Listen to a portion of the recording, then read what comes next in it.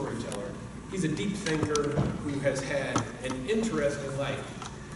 As I listen to his stories, and as you will listen to them today, what you are going to find is that he has elevated the art forms of simply, I did this, I did that, I did this, I did that, to something far, far higher. And it is with that spirit in mind, and all of his New York transplanted Minnesota humility. Originally from Chicago, thank you. You will find that there are many things that you can take away. So please, welcome Howard.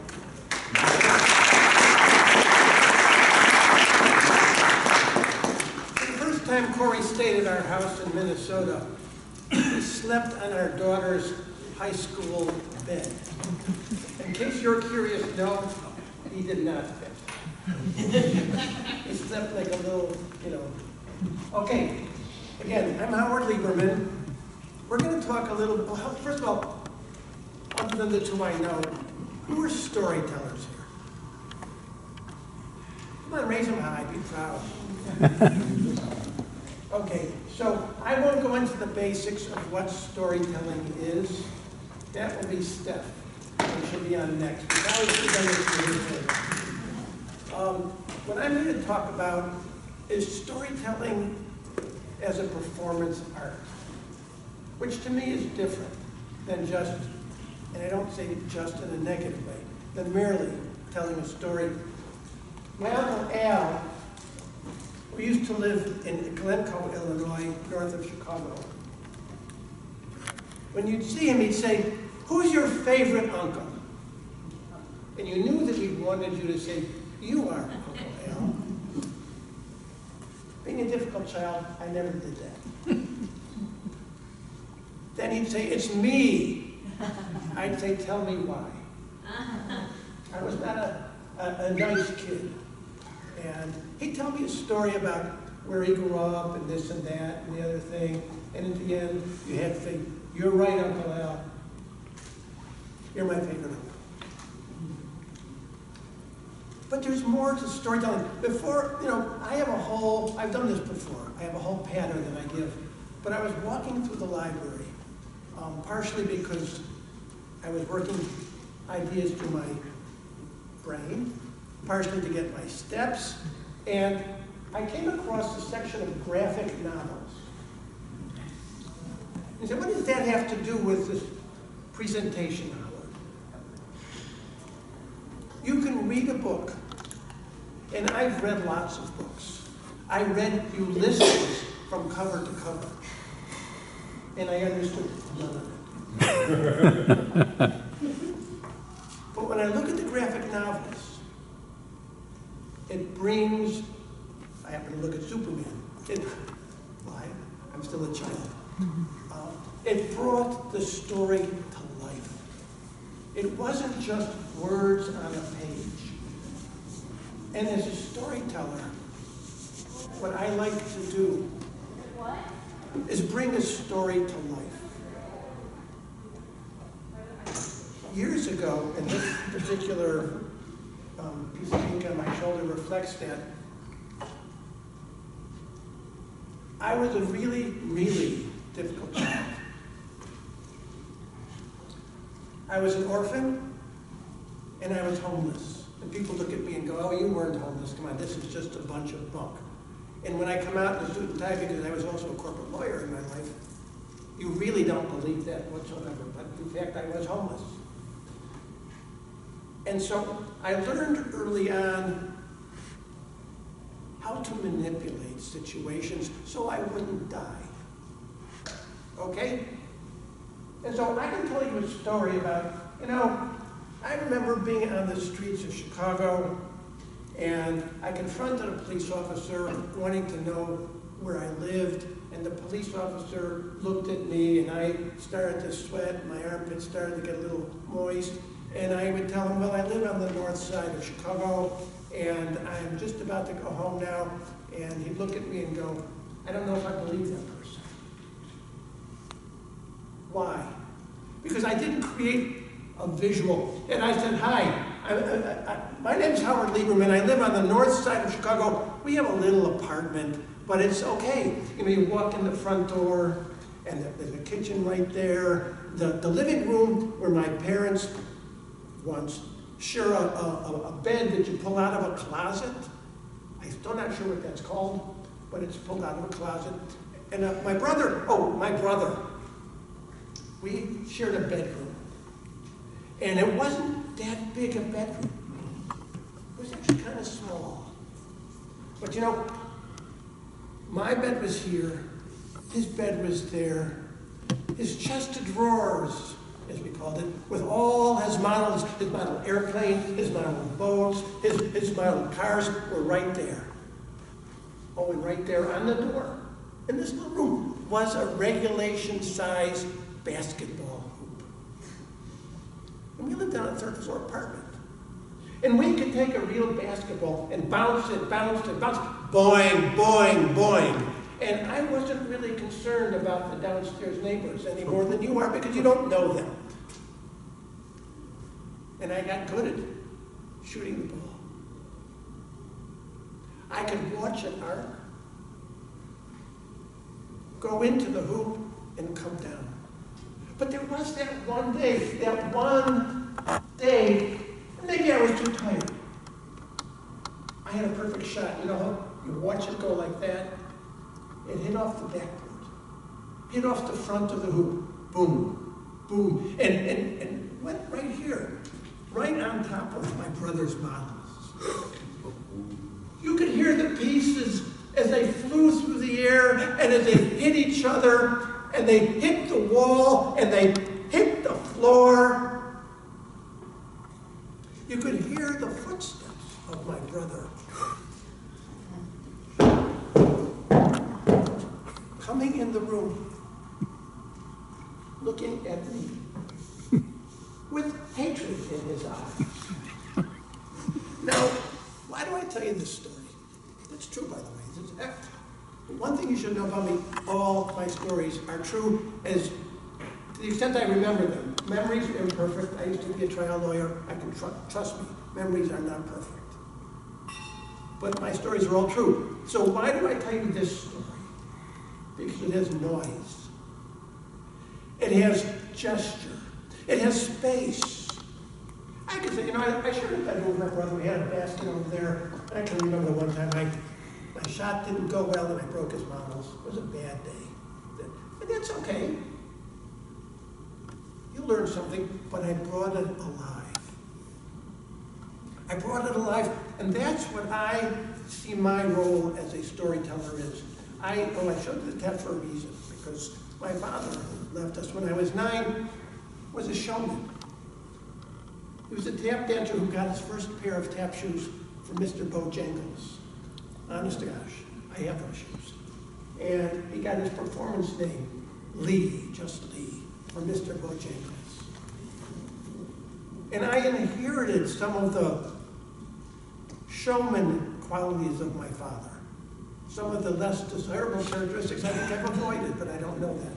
And so I began life in theater. I've done Shakespeare.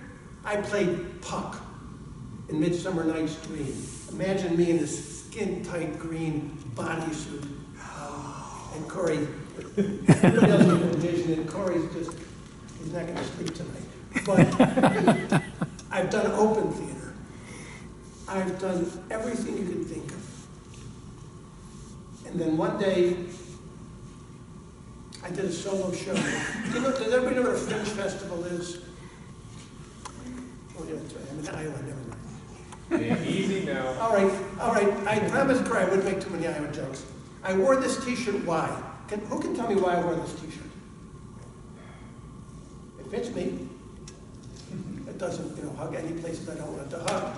But this is a comic book character, Hawkeye. Hawkeye. Does that ring a bell now? Do you understand why I wore this t-shirt? Okay.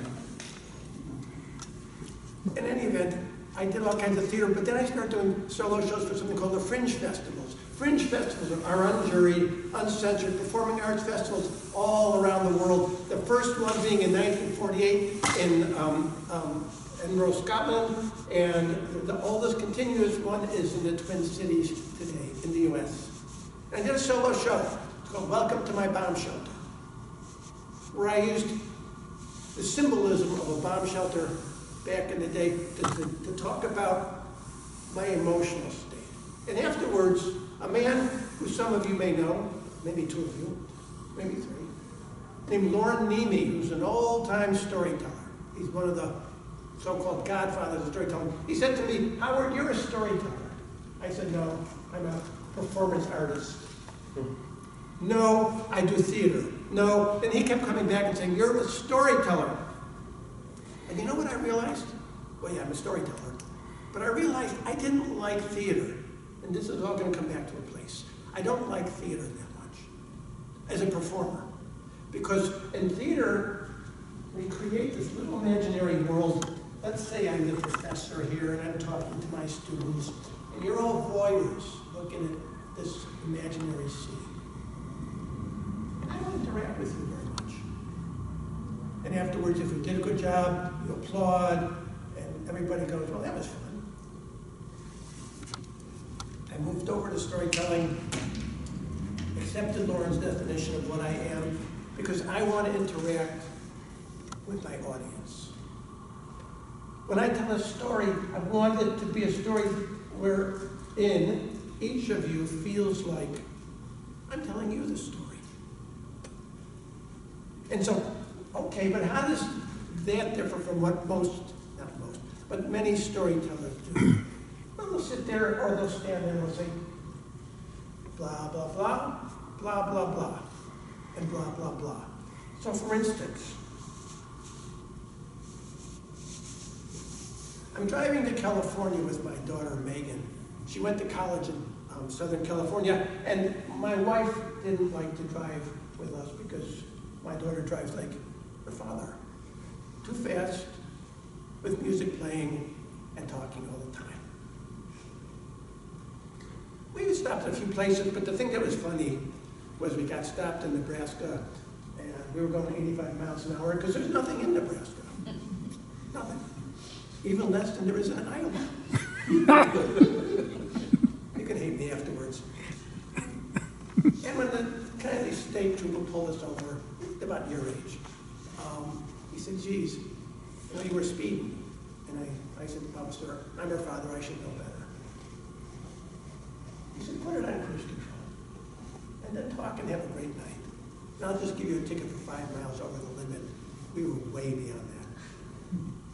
And when he pulled away, I said, "You know, should I have told him that we did have it on cruise control?" Megan said, "Don't be a jerk." Now that's a good story. I'm going to tell it again.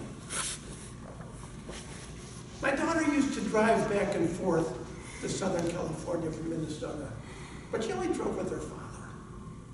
Her mother, who is not in this room, she's somewhere else, didn't like driving with us because we drove fast. We talked. We took little side trips. That place has deep fried pickles in the middle of Nebraska. Let's try those. How bad could deep fried pickles be? They were horrible. Yeah. But they do clean your system out. And at one point it was dark. There's nothing on the road in Nebraska. You've been to Nebraska, haven't you? You drive through Nebraska and what do you see? Even in the daylight, you don't see anything. By the way, my mom's from Nebraska, so I don't hate Nebraska. But there's nothing. And at night, it's just dark. It's like a Stygian pits of hell kind of darkness. It descends. And you put your car on cruise control, right? And you visit with your daughter, or she visits with you. You try to look as open as possible, like you really care, because she might tell you something that you want to hear. You don't want to be talking at her, you want to listen. I want to learn what she thinks. She starts talking about a boy. Now, at home, she'd never talk about any boy she was seeing. But on the road, when you're sitting in a car and you're gabbing away, she opens up to you. She says, "Let me touch your heart, Pop." I don't really say that. My daughter does many things, but she's not like warm and cuddly. But she does. And as we're talking and paying no attention to anything, because you're in Nebraska, there's nothing to pay attention to, the lights come on behind us. You know the lights. When the lights come on, you feel it, you get that anxiety feeling, and we've all got, I've been stopped more than once. And when you're doing this, your blood's racing. I said, pull over. Dad, what do I do? What do I do? What do I do? I just listen. If he says you were speeding, say, I know I was. I apologize.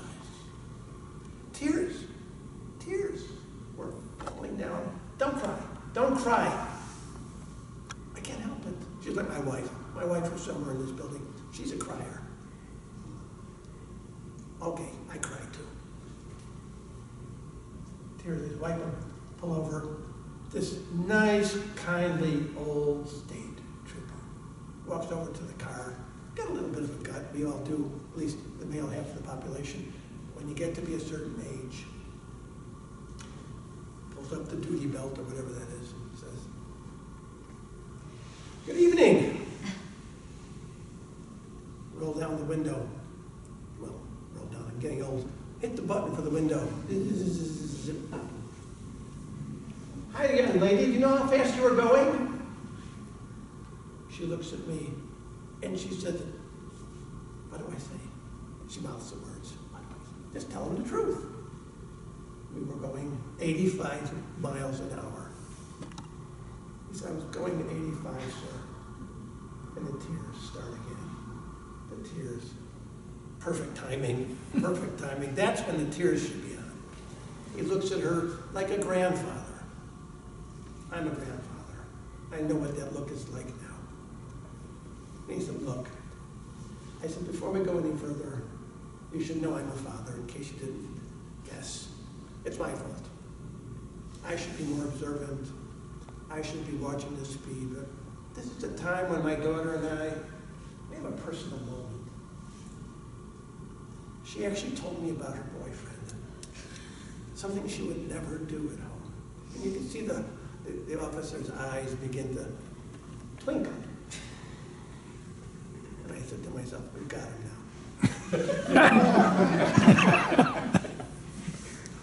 He said, "I'll tell you what I'm going to do. I'm only going to give you a ticket for 5 miles over the speed limit. It won't go on your record. It's a couple of dollars. But why don't you put your car on cruise control and talk your way to Southern California, enjoy each other's company?" And I said, "Thank you, officer. We will." As he drives away into the night, I look at my daughter, and I said, "Do you think I should have told them we did have it on cruise control?" And she gives me a look. I don't know if you were a young girl once. I don't know if men know this, but the young girls, they have a look that they can give their father that basically says, I won't use the word that comes to mind, but it's, "Don't be a jerk, Dad. Don't be a jerk." And off he went. Now, this is the same story told twice.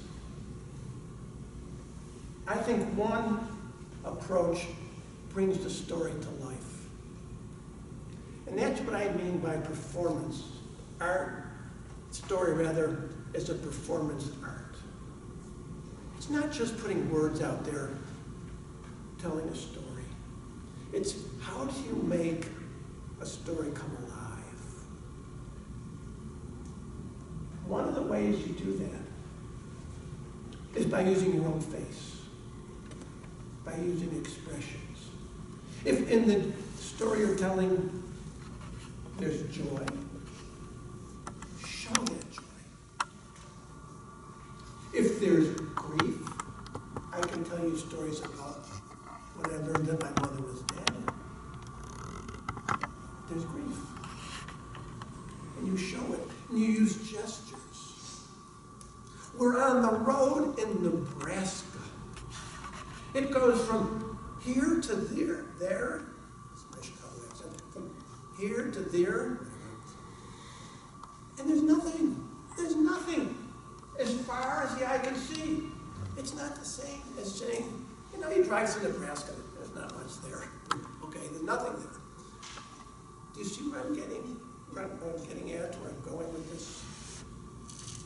If you're a storyteller, bring your story to life.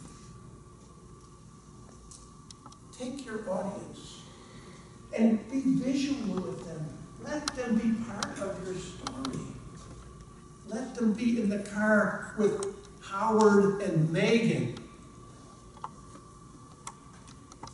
And when we got, this is part of the story.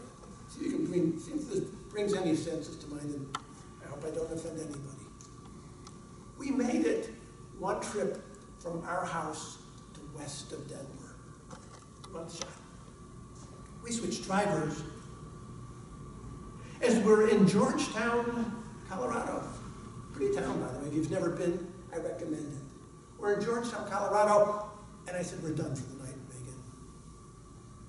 And I saw a 24-hour Walmart. We pull over. Megan says, Dad, I have to be honest with you. She reaches into her pocket, and I reach into my pocket. And she pulls out a little metal tin, and she opens it. And inside this tin is a little pipe. She said, sometimes, Dad, when I need to relax, I like to smoke a little marijuana. I don't know what she thought. That I was going to yell at her, chastise her. I'm a parent. I don't know how to handle those things because I didn't have a father around or a mother around. But I'm thinking, be honest with your child. And I started laughing. Dad, that's not funny. What are you laughing at? I said, well, you may not know this, and I'll tell you all right now. I'm 76 years old. And I was a child of that era, so I had experimented with some of those narcotic things. Not the heavy stuff, I didn't do that stuff. I said, Megan, I've smoked a little marijuana in my life, so don't worry about it. I said, but there's nothing in there. Look at this little thing, this little tin. There's seeds and twigs in there. And I know none of you have smoked marijuana, but that is not the kind of thing that one could really get high with. Oh, looks like I fell. Hang on. I didn't fall. I'll call this one, call emergency now. Hang on a second. Go away. Call emergency. No. Cancel emergency. Sorry. Okay. I didn't want the police coming in. I said to her, have you ever heard of scraping the bone? And her eyes got wide. What's that? I said, do you have like a little pocket knife? And, no, she didn't have a pocket knife. But I'm fussy about my nails. I had a nail clipper. I said, you scrape the resins inside the bone, and it frees up something. I said, we could add that to the twigs and the seeds. Take a couple of puffs and we'll relax. Then we'll go to the 24-hour Walmart over there. We'll get some chips. We'll go to an hotel room, a cheap one. I said, sit in front of the TV and giggle till you fall asleep. We did. I'm glad my wife was not on that trip. She would not have approved. Again, what am I doing? I'm telling a story, but I'm trying to bring it alive. The concept of this little tin being open. I'm using a hand gesture. I don't have to. I don't say, we opened the tin and there's a stupid looking little pipe in there. And then we took my hand, and we did do this, we scraped the bowl a little bit, had a good time. So how do you get from just telling a story, performing a story? How do you get there? Because I've told you what I like to do, and I think I'm good at it. Others don't agree, but that's okay. You have to figure out, you have to start out and say, what is the story about? To me, a story is like jazz music. And I'm not a musician. But I know, like I've listened to Oscar Peterson, I love jazz. You start out with a basic melody. In the middle, you can do a little bit of free association, improvisation. Then you bring it back home. And each note that you hear takes you someplace over there. By Nestor, above his head, the notes will be floating. And then bring it back home. The notes are floating over your head. And that's what I'm saying you do with the story. What's your story about? Why are you telling it? Where's the dramatic arc? How does it impact your life? And how do you bring it back to the basic melody? So that the listener is with you in a story, not just hearing a story. If you're telling a story about that time in high school, when you weren't part of the cool group, and you had your tray of food, and you didn't know where to sit. So you sat by yourself over there. I wasn't very popular. What was on your tray? What was in your mind? Did you wish that this man over here would invite me to sit down at his table?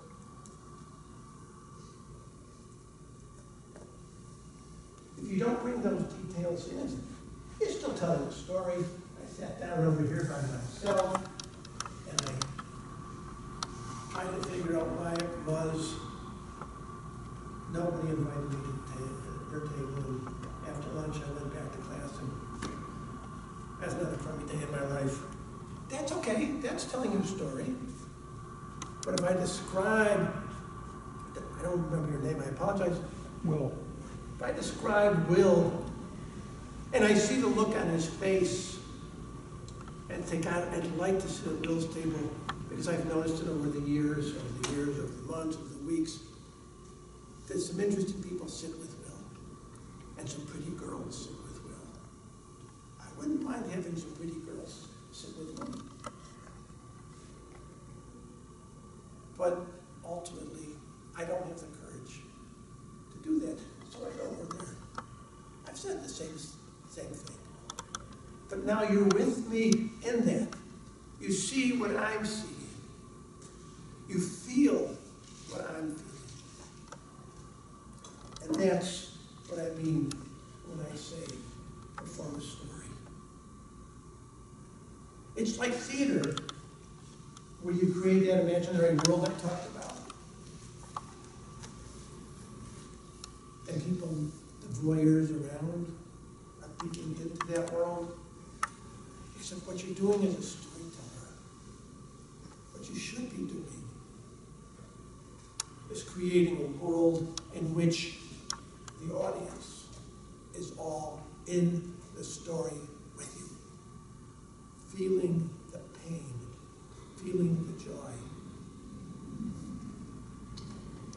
And that's a big difference from basic storytelling. And I know Steph's going to be talking about basic storytelling, and I have an article I was going to share, but decided not to, because that's more her topic, about the basics of storytelling.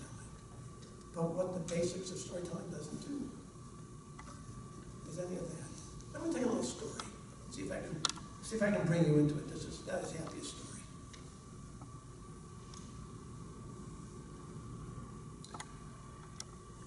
It's November in Chicago.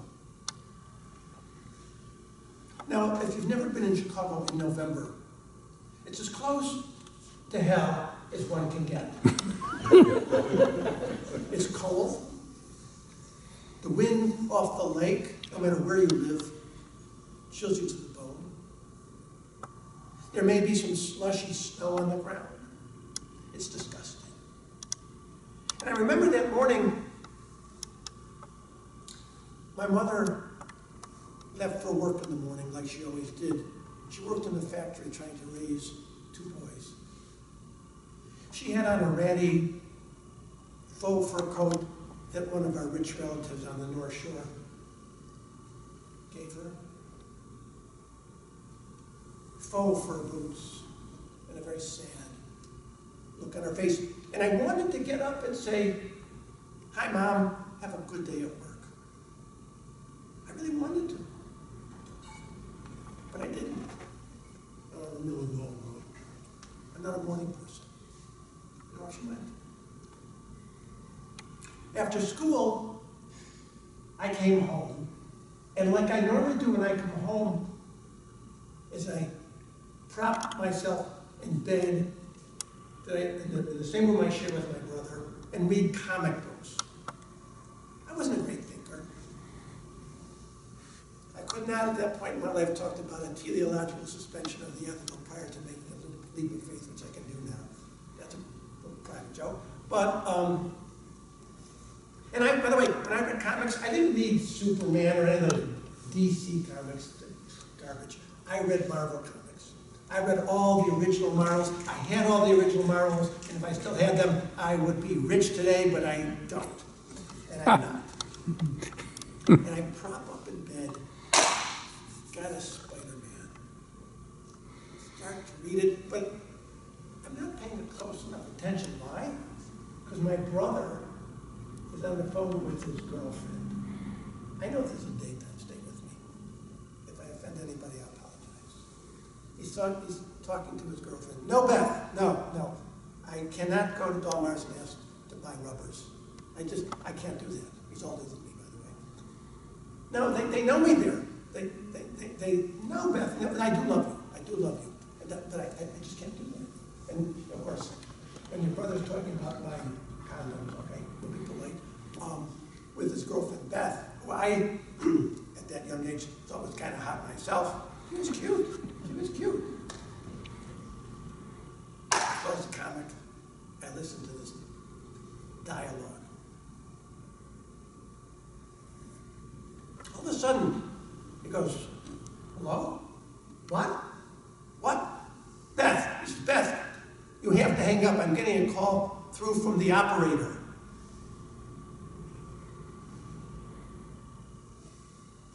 Yes, yes, I understand. Okay. He looks at me, he says, "Howie," that was before I was Howard. "Howie, put your clothes on, put your boots on. Mom got sick at work, and they're taking her to the hospital. That was an emergency call. Hurry up."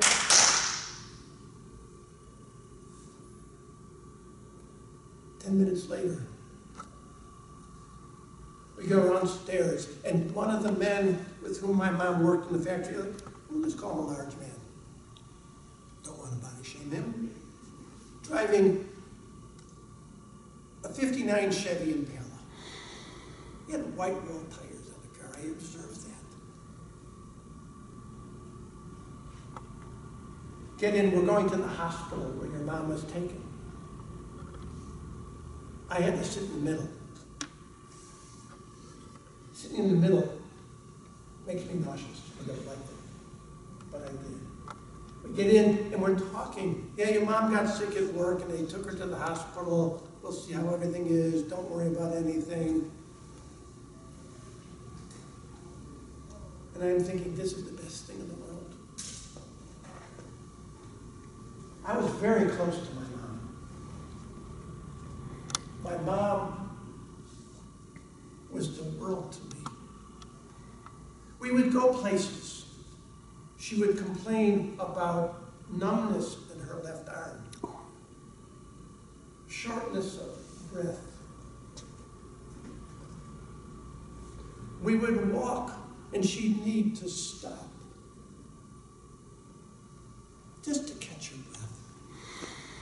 I went with her to a doctor's examination. Dr. Klein, Reuben Klein. I remember his name. His view was, Rose, that was my mother's name. Rose, you're a nervous woman. Your husband left you. This is nothing. And he prescribed tranquilizers.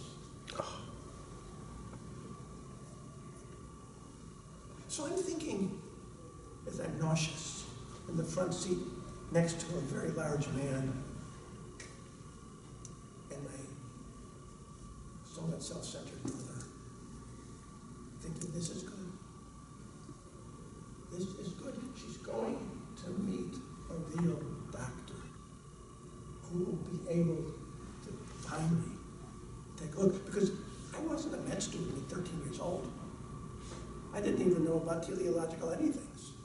But you didn't have to tell me that this was more than nerves. So we get to the hospital. We get to the emergency room. We walk in. And as we're walking to the desk, a very tall, blonde-haired, Nordic-looking doctor walks toward us with a confident stride that doctors often have. With this stethoscope around his neck, which I think they teach you in med school, you have to wear in a medical setting, so people know you're really a doctor. And he looks at me, doesn't look at my older brother, doesn't look at the man from the factory who's clearly older than either of us, and he looks at me. I'm sorry I'm picking on you. He looks at me and he said, I'm really sorry. We did everything we could. Your mother was dead on arrival. And he turned around and he walked away. At which point, my brother fell to his knees with a thud. He just went to the floor and started crying. We're orphans now.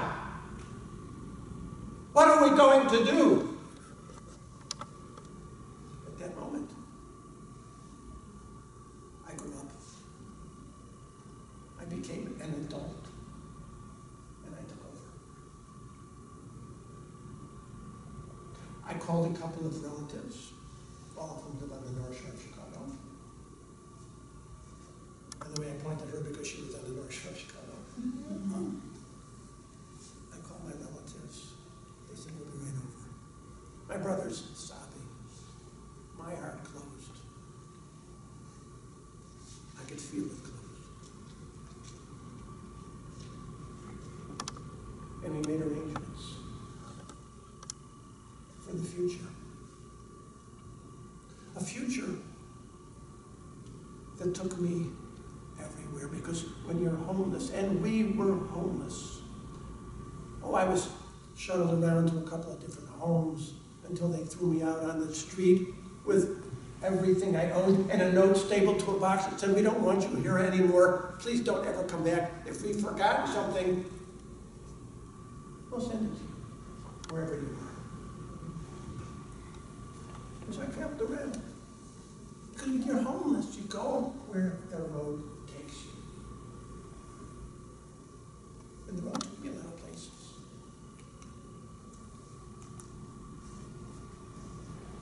And later on, tonight, this afternoon, I may take you deeper into how I found my way home, really, and how I found my heart again. And why, to this day, I've made it to 76, and I'm a happy grandfather. So that's what I mean.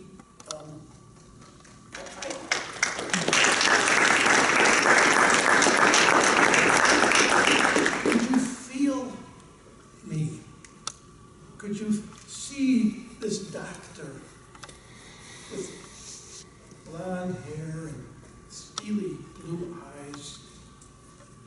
like everybody, I'm in Minnesota now where I live, but I didn't know that at the time.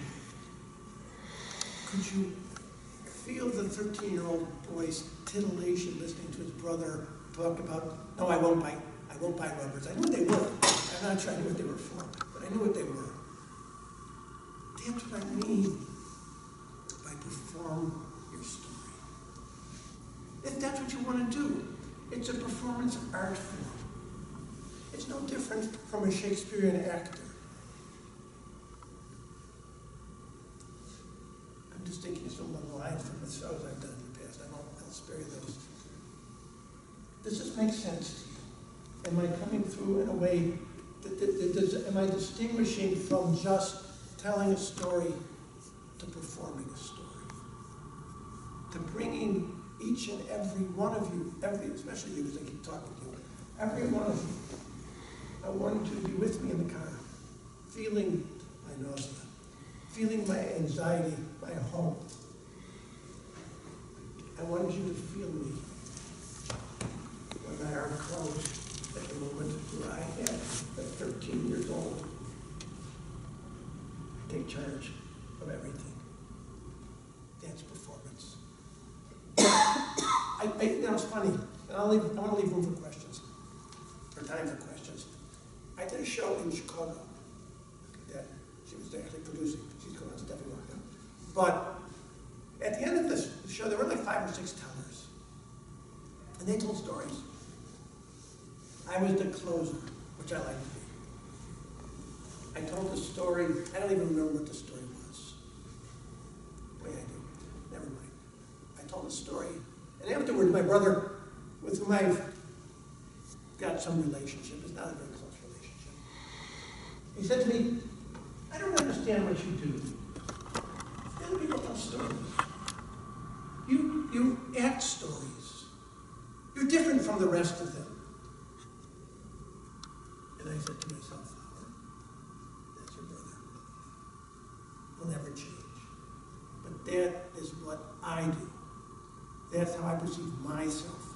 I'm not trying to say that if you, I'm going to sit at your table next time for lunch, tell stories in a way that's different from the way I tell stories, that's wrong. I'm not saying that's wrong. I'm here to say, if you really want to take storytelling to the level of a performance art, you need to use gestures. You need to bring in senses, smells, sights. You need to take your audience inside of you. And they are not mere voyeurs watching a little imaginary world. They're with you on a ride. And you take them someplace where they are with you when you bring the melody back home.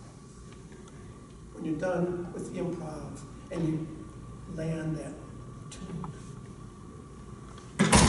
No, all the people who were storytellers walked out. That's okay. I'm not offended. Easily. I learned years ago when I get offended at things, I'm doomed. Are there questions? Because I know I talk a lot. I didn't want to just talk to all. He told me there were questions when he did his. Now I want some questions. Thank you. Well, on to TellersBridge. How do you perform a story in the 5 to 7 minutes that they give you to tell the story? Good question. I have 2 answers to that. I don't like the 5-minute storytelling thing. That's not my jam. Is that the way to say it? Who here knows what the moth is? Anybody know what the moth is? The moth and I really dislike each other. The moth uses storytellers to promote a brand.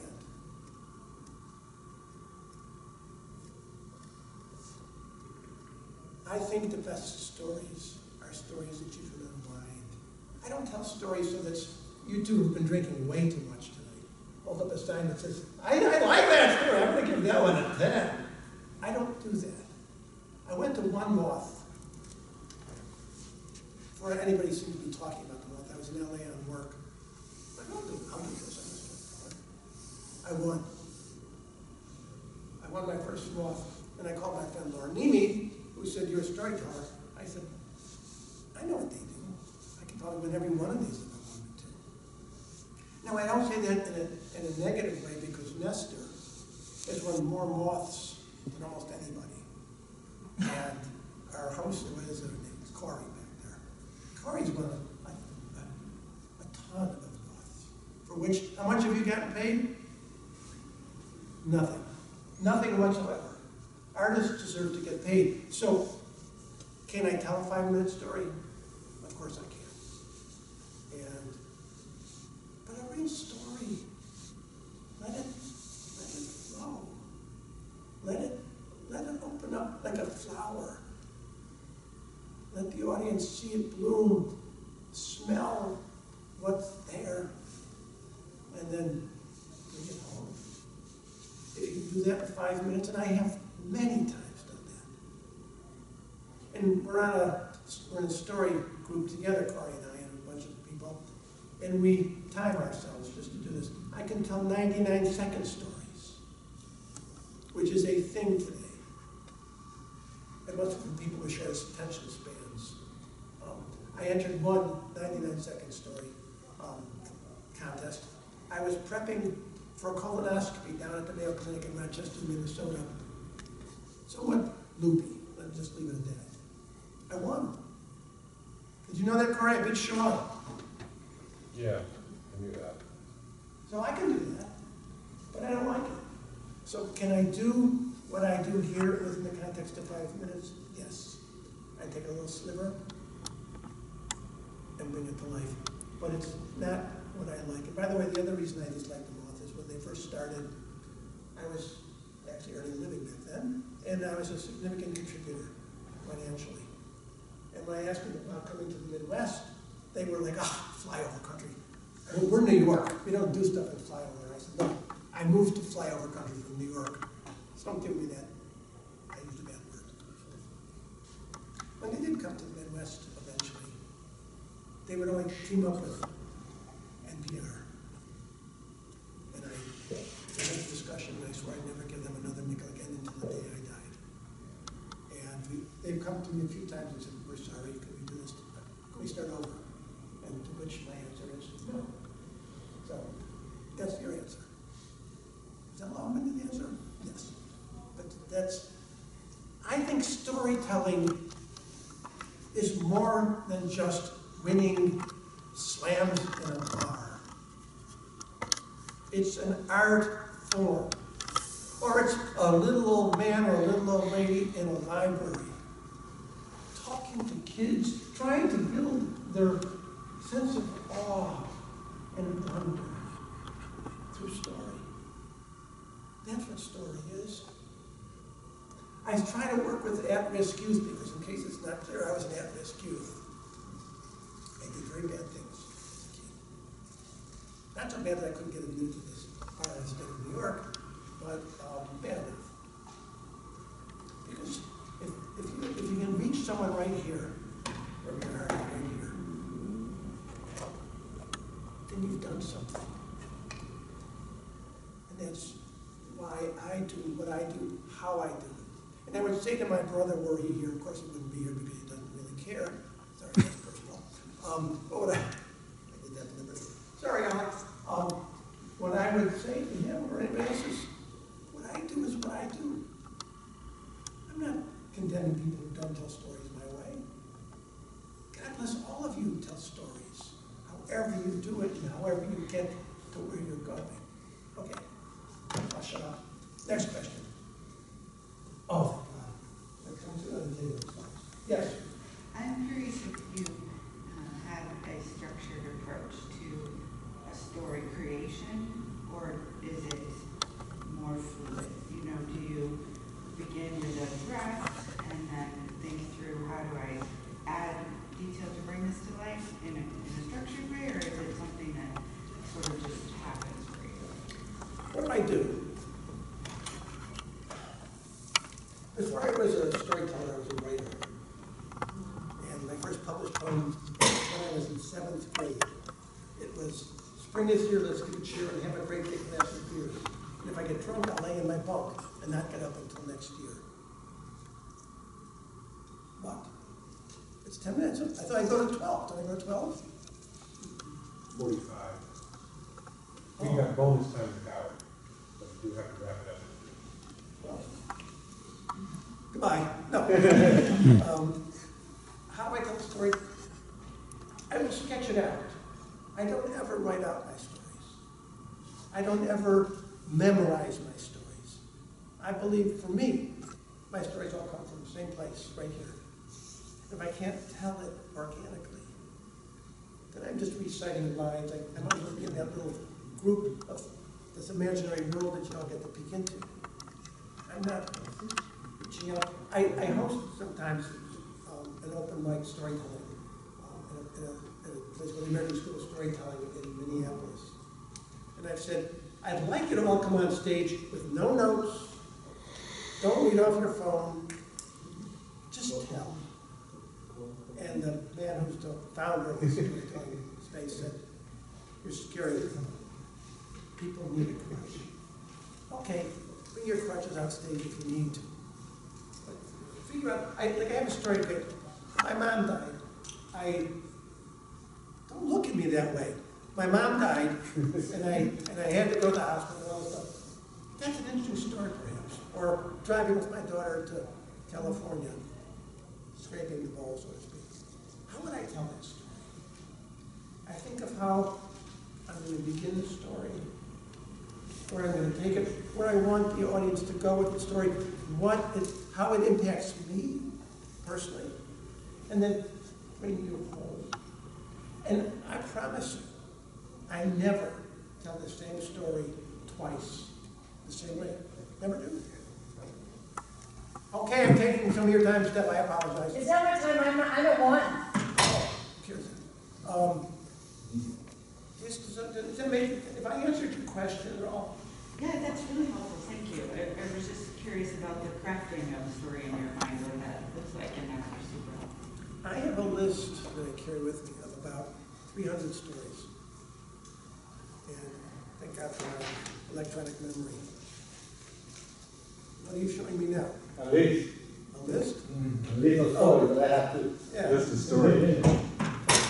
Nestor, he's a storyteller. He understands what I'm saying. We have all these stories.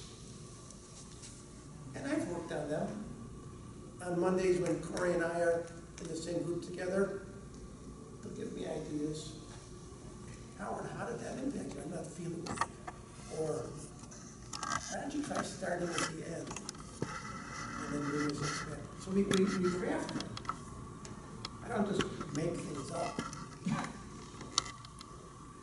But it always has to come from inside of me. If I'm telling a story like this, no matter how much gesturing I pretend to do, I'm not telling you a story. I'm reading you a story, which is okay. I used to read my grandkids' bedtime stories. They now read to grandpa. Reading stories is okay. But my art is performing stories. And I love that. And I want to bring each of you with me every time I tell a story. My mom and I, one of the last things we did, we went to a movie. There was something called Smell-O-Vision. I don't know if it made it to Iowa. If we're lucky it did. It was called The Scent of Mystery. And all these aromas would get piped in. You'd be sitting there. They went into a bakery. You smelled the bread, the yeast. They went into a stable. You smelled the manure. It didn't catch on. It wasn't wildly popular. But you can look it up. It's called, The Scent of Mystery. And that's what I want you to do. I want you to smell the manure in my stories. Smell the yeast in my stories. See the blue eyes of a surgeon with a stethoscope who didn't say anything other than, we're sorry she was dead on arrival, and pivot almost like a ballerina or a ballet dancer and walk the other direction. I want you to be there with me. That's what I do. Can I have, if there's another question, I dare Corey to throw us out of there. He won't do it. Any other questions? Oh, good. Yay. Description for your workshop, you mentioned how. Please speak more loudly. You know I'm wearing my hearing aids. I'm still. In your description for your workshop, you mentioned how you can discover when it's acceptable to be a bit flexible with the facts to make your story more interesting. And something I noticed when you first were telling the story about Nebraska, and then when you retold it with your daughter, I could tell it was a lot more vulnerable. And I was thinking about it was a lot more, like you had more emotion, but you also had intimate moments with people. And if you're not ready to share their stories, like how would you feel comfortable, how much would you change the people that are in your stories? Would you ever change the characters to still be able to share your story, but keep their stories?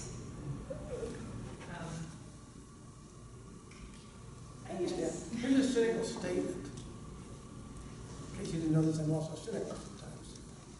Never let a fact get in the way of a good story. So, I try to stay as accurate as possible, as real, as true to what I lived as possible. Do I ever fight? Do I ever make something a little more interesting to the listener? If you promise not to tell anyone, including my wife and my brother, who you'll never meet, thank God, I do. I sometimes do that. Now, when I talked about my daughter, that was who she was. I mean, she's 41 today, and her daughter jokes to her about having gray hair. But might I embellish a little bit? Of course I would. If it makes the story more enjoyable, I will. I won't lie. I won't make stuff up. I can tell you a story about my best friend in college, John Belushi. He was an actor. And the first time he got busted for drugs, I was with him. I didn't get busted, he did. I can bring that alive in a way that you'll know John Belushi in a way you never, ever thought you'd know John Belushi. But, am I speaking to you at all? No. Yeah, I was just curious, say a character, would you ever swap the whole character out? No. I will not do that. I won't make up characters that did not exist. But I will remember facts about them that may be real and may not be real. But as I remember them, I was taken off the street by a drag queen one time on the streets of Boston. That's a good story. Maybe I'll tell it later. Her name was La Diablo. Was every fact I will tell you if I tell the story about La Diablo 100% accurate? I don't know. It was too long ago. But I will tell it in a way that you'll feel her and she'll come alive and she'll be really interesting. Isn't that more important than if I'm strictly factual? I think so. La Diablo's probably long dead. But if she were alive, she'd be thrilled that I gave her an even greater persona than maybe she deserved. Anyway, it's an afternoon, it's 1 after, and Nestor's pacing around, looking at me like, when is this man ever going to be done? I'm done, Nestor. All right, are you happy? I'll be in for 6 o'clock.